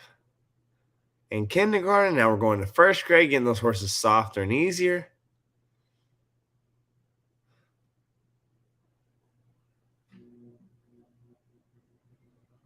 I love how obvious she is with where she's looking, with her, where she's putting her eyes, how she leans her head. All those things count. All those things make a difference. And you see it in the horses being, oh, I know what you want. Very nice drop of the head.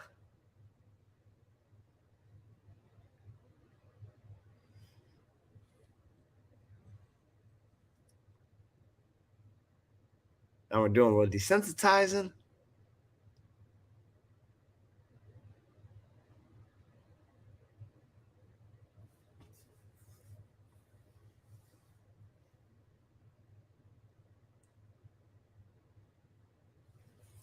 Look how patterned it looks. Obvious, it's a different angle. It looks like a different horse. But look how patterned she looks, how consistent. Basically, you could take that horse out of frame and put the last horse. It's the exact same thing.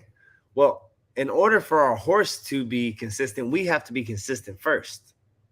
Okay, we got to do that first. So it's the same thing that you got to understand. If you want consistency out of our horse, we have to be consistent first. To control the beast underneath us, we have to control the beast within us.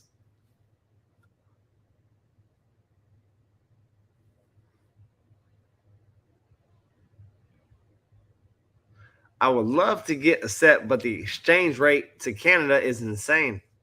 That's why we need to do a clinic in Canada, and I could just bring them up in my bag.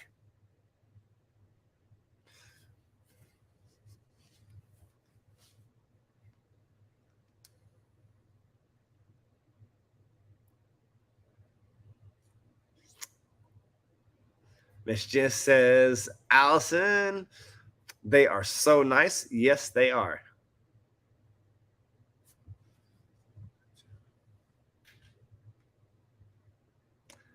I got my MG halter, lead rope, and reins today, too. It was like Christmas in October.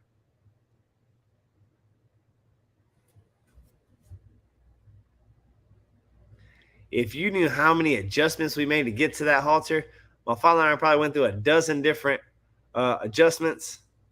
Smaller rope, bigger rope, more knots, less knots, bigger sizes, smaller sizes. Those halters that you guys are working with, we went through thousands of ponies and thousands of trials to get to them. And I am very happy with how they work. She says she's working with a Pasifino mix. Looks calm and easy to me. They say Pasafinos are Pasifricos. It's so interesting to me. We were just having that conversation today. The owner of the warm blood was saying, she doesn't even look like a warm blood. She looks like a little cow pony. It's like, exactly.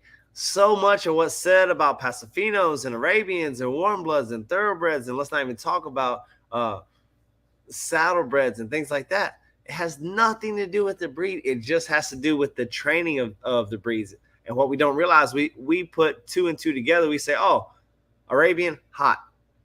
Thoroughbred, hot. Pasifino, hot. What we're not putting together is, no. Trainers who train those breeds are looking for certain things. And because of that, every Pasifino you see is usually hot. Every thoroughbred you see usually wants to run. Every Arabian that you see is usually wide-eyed, head up, and wanting to go. But that's what the trainers are looking for. So that's why you see that. We are all just a result of our conditioning.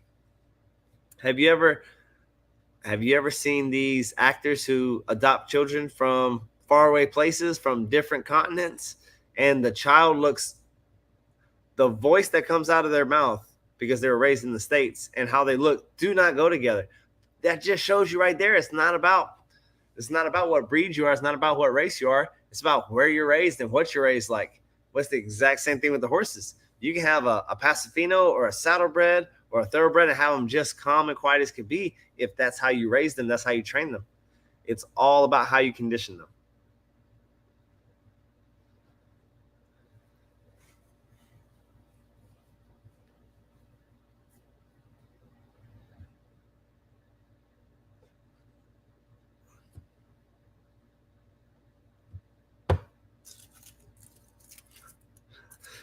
Miss Lori said, I rode Picador my hot little paso mare on a hunter pace this past weekend in my MG halter. One rider said, that's a well-broke horse there, riding in a halter. I never thought I would hear someone accuse me of that mare being well-broke. You're very welcome, Miss Lori. I'm glad to hear it. You've put in the work, so the work's starting to work.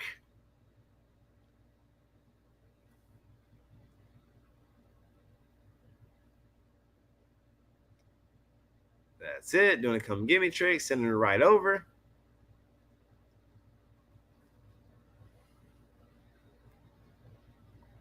Look how she's standing up, flat back, shoulders back. She's not letting her body collapse when that horse stepped around.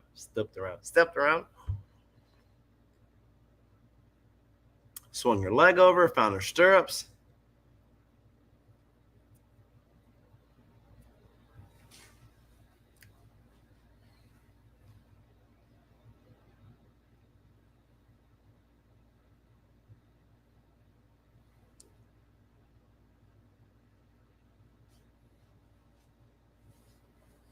Finding her stirrup there.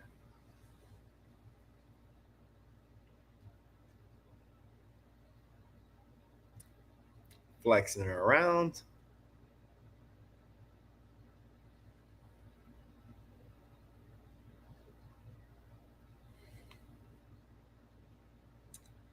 Miss Winnie said, we got a beautiful black lead and reins in today. Was impressed by the weight and the quality of both. Made a huge difference on the MG halter. I'm glad to hear it. We don't push very many products, but what we do push, we use it a lot. Half my day is using a halter.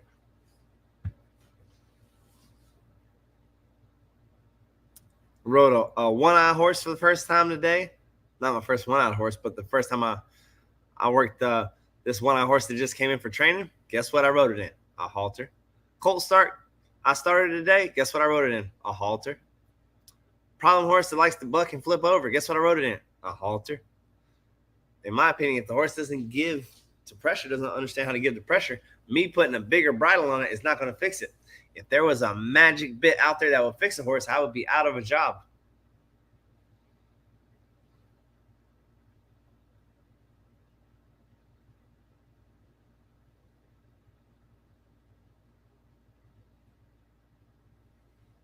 So she's just picking that horse apart, getting it softer and easier. Horse is very buddy sour and wanted to leave the arena, so she had to continue to disengage her hindquarters. This is the fifth ride. This is the horse's fifth ride. Absolutely. So if you have that horse and it's buddy sour and it's green and it doesn't want to move, don't be in such a rush to get the horse moving forward and going somewhere. Be in a rush to soften that horse up and get that horse's face and butt moving. So when it does go forward, which it will, remember, when a car doesn't break down, when a car breaks down, it doesn't go. When a horse breaks down, it doesn't whoa. You keep softening that horse up that doesn't want to go and keep disengaging and keep changing directions. When that horse finally does decide to go, you're going to have it so soft and so easy that it's just going to be butter in your hands.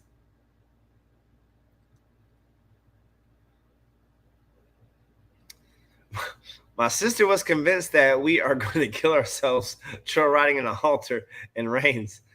That was over a year ago. Now we ride both the passos and a halter, and my husband is transitioning over to a halter in reins too. We proved her wrong. Good job. Proof's in the pudding.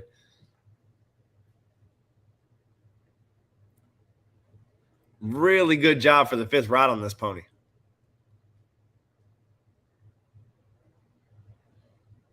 So when I would get in colt starting competitions and I would get, like a thick mare that was thicker than a Snicker, heavier than a Chevy, and it didn't want to move, I never tried to spur them or crop them to go forward.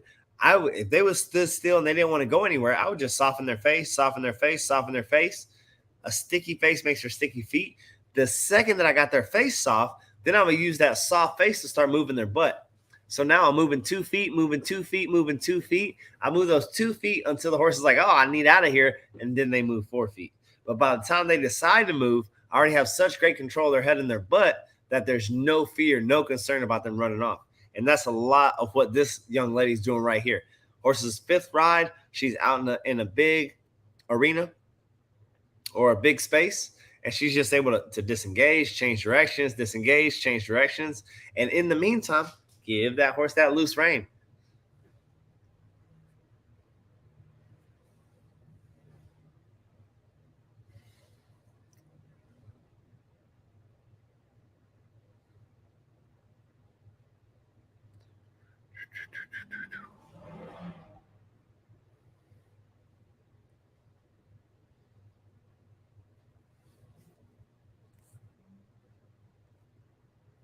Very nice work.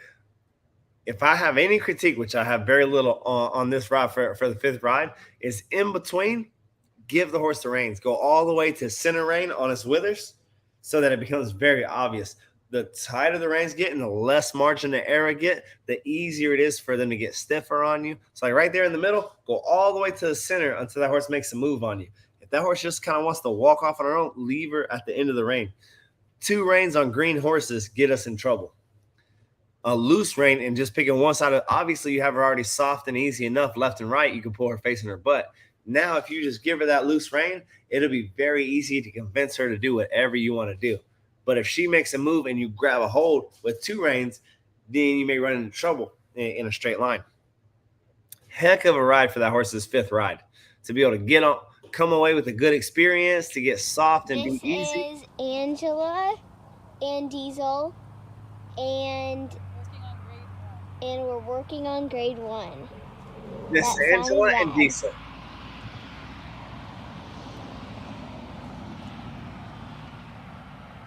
Hello, Miss Sue. Hello, Miss Christine.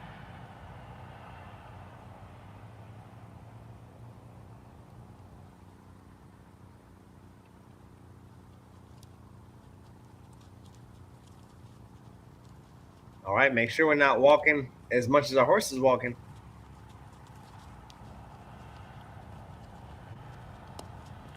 Kind of pivot on that left foot and push that horse, drive that horse around you.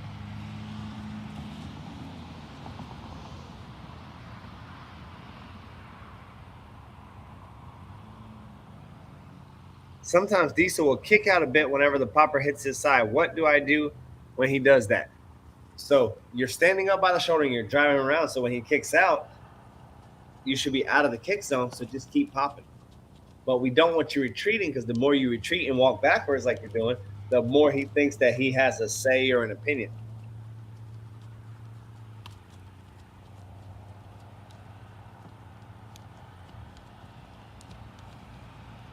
So I would like to see that right foot pivoting.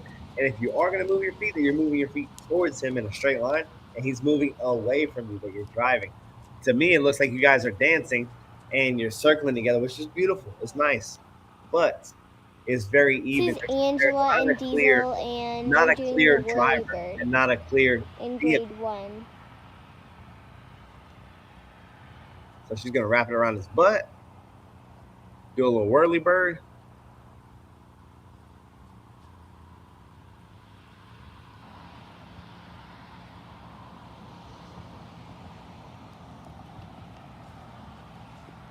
She said, should we keep? So I like that bend. You see how he's bent and he's soft there? Bending him the other way. She said, should we keep working on this before moving on? I think that he's trying hard enough for you, and this specific horse is trying hard enough for you to keep moving forward. Just know I want you tomorrow to pass with a better grade. I want you to look to advance and improve and get a better grade in first grade. So constantly be looking to evolve. A lot of times I'm riding horses around. I'm working on departures. I'm roping on them. I still go back to first grade every day and make sure that they're soft and they're easy. Yeah. So she said much softer bend with the whirlybird. Absolutely right. That whirlybird grade for first grade gets you a lot better grade than that backing up that you were doing. So good job and good call to make the adjustment to do the whirlybird. Because the bend is what we're looking for, guys. Left and right is what we're looking for. Everything that doesn't behoove your health and well-being happens in a straight line. Bucking, running, rearing happens in a straight line. The horse is locked out. Well, if they're strong in a straight line, and we know that our control comes from left and right, so the softer and easier we can bend their neck, their face is our steering wheel. It's as simple as that. A lot of people don't think about it that way. They don't look at it that way. But I'm a simpleton, so I look at this game very simply. If we cannot turn the steering wheel, we should not be driving the vehicle. So if you feel stickiness, if you feel like you can't turn that horse's head, don't ride it until you can.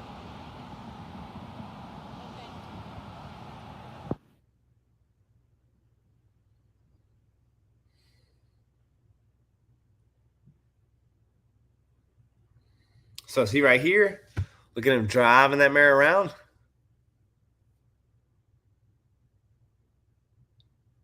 Man, look how soft David's got her. Do.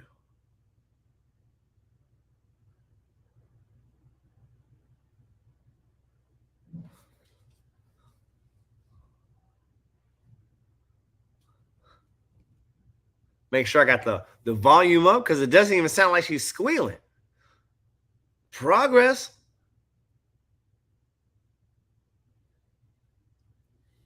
So this mare, the first time that I saw a video of this mare was squealing the whole. She's still making mean faces. If looks could kill, he wouldn't be alive right now. But looks never killed nobody. Okay, it's reactions that kill people. It's reactions that get you in trouble.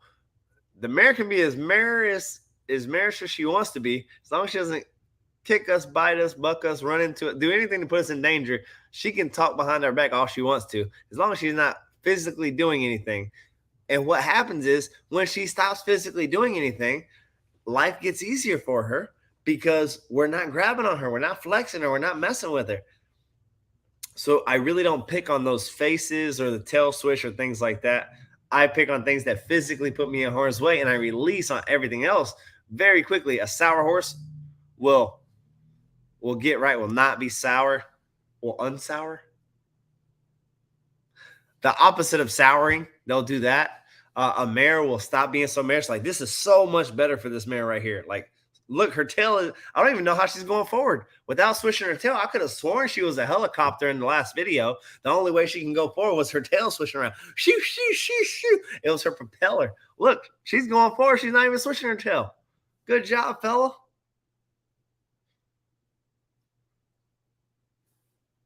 Sweetened up. Yep, exactly. If she was soured before, she is in the sweetening process. Maybe she's not full of sugar yet, but she's trying. She's one of them semi-sweet cookies. I don't know if you ever had one of those sugar-free cookies. I can remember my grandmother, my great-grandmother was a diabetic. When I was a little kid, they had those sugar-free cookies back when sugar-free cookies did not taste good. Yuck. That's what she's like. She's sugar-free right now. She's working on getting sweet.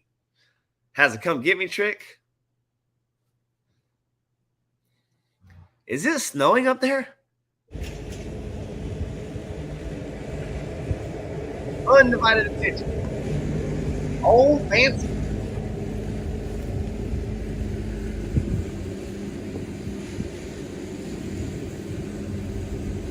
Oh, look.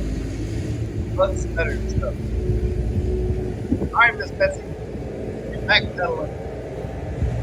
I had to push that horse out of your space. Keep that left hand up in her face so she doesn't want to walk your way. I know you guys think that a lot of stuff isn't a big deal because it's not getting you in trouble right now. But we just want to do every little thing that we can to put ourselves in that drive to have these conversations to get the horse idea that we are dictating.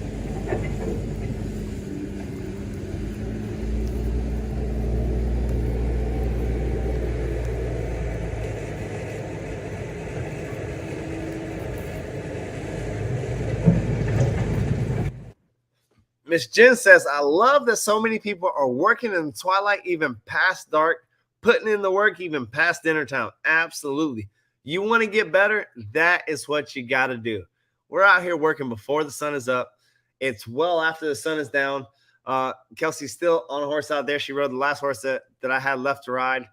She went and rode it for me while I did this video. That's how you get better. 10,000 hours is how you master your craft. But that's okay. Want to know a secret? Growth is the key to happiness. So even though it's hard work, you will find so much happiness in the journey of getting better. You will find so much joy and making things easy that used to be difficult to you, that immediately once you get good at them, you will be looking for the next thing that's difficult for you. Very nice, young lady. Very nice. Look at those big coils. I like it. Sending her horse off around her. Very nice. Instead of pointing your chest at the horse, let's point that right shoulder at the horse. The reason being is I want that horse mirroring you. If you point the right shoulder at the horse should point the right shoulder at you. If you point your chest towards the horse should point its chest towards you. Very quickly, you won't even have to push the horse. You just look at the horse sideways and it'll go sideways, go around you. When you square up with the horse will square up with you. You guys are getting really good with this freaking flag stick. I'm going to tell you.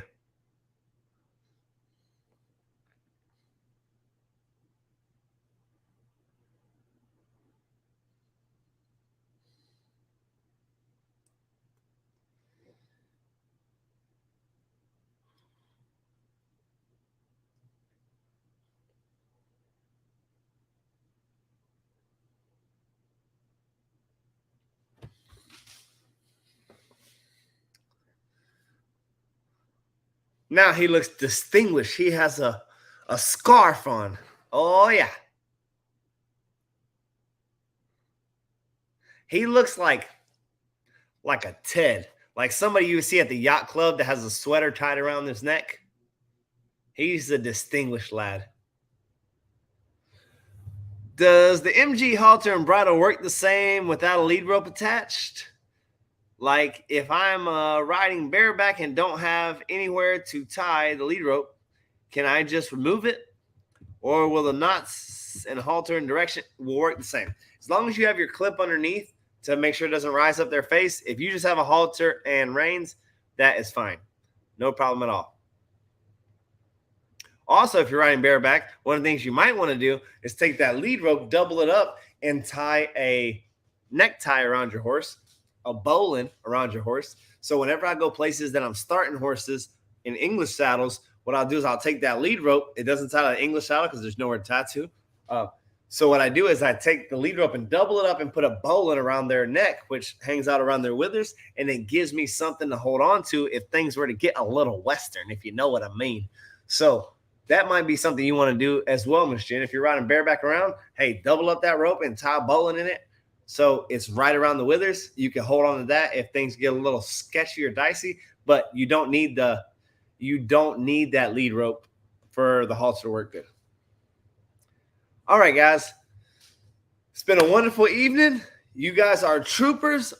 All you guys are stuck on here for a couple hours. I love to see it. If you were here at my academy, I would say, hey, look at those students. Those students are going to make it. They spent the extra time. They spent the extra effort to listen to every detail, pay attention to every word. And at the end of the day, those are the changes. And that is the type of attention that make the difference at the end of the day. So good night to you. And I will see you tomorrow for Horse Talk Live.